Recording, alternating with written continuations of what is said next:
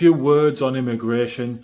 First and foremost, I think it's amazing that as a country we can take in people who are scared, are in danger, don't have a home, and give them safety and security and a place to live and money and prosperity and a future and a life. I think it's absolutely amazing. But if we look at the country on a whole, the country is absolutely past being on its knees. It's in absolutely shocking state. And we have been through the hardest period of my lifetime and probably in modern day history since WW2.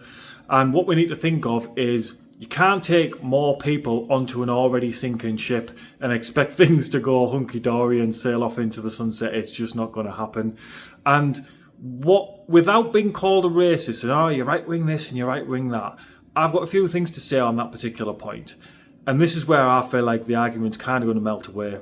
Put your hands up if you want an immigrant living in your house, if you're going to take an immigrant in. Put your hands up if you want them living next door to you and your family. Put your hands up if you don't mind paying double tax to support everything that they need and that they want. Put your hands up if you want to give up your doctor's appointment. Put your hands up if you want to give up your kid's school place for them. Because that's basically what's happening. And the other thing as well is the government are in absolute chaos and they are just panicking and making decisions. They don't know what the Jesus Christ is going on. And that's where the hotels are coming from and all these knee-jerk decisions of, well, just give them private healthcare, then that won't have the affect the NHS. Not thinking of the knock-on effect in the wider picture. But how do you fix a problem? Well, nobody really knows how you fix a problem. And I'm not saying to stop them coming 100%, but we do need to fix the country first.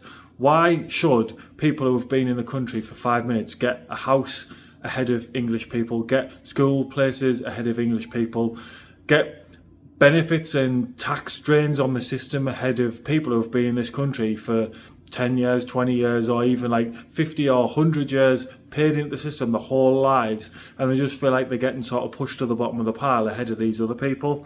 And to fix the problem, obviously, nobody really has an answer and I don't have an answer, but I think if I spent £5.5 million a day on trying to fix a problem, that you might actually get somewhere spending that kind of money instead of shoehorning it away for putting them up in hotels. And the other thing you kind of need to think of is we need to get off just bang them in hotels because they're going to be looking for homes and the homes aren't available. And 1.5 million homes over 3 years, it's not going to be enough, I'm afraid. It's not even enough for the population that we've got growing within the UK as we speak, never mind in any immigration that's happening. I suppose in a sense the government are probably happy that people are emigrating and leaving the UK because it makes space and it like there's the load on the system, so maybe that's part of the plan.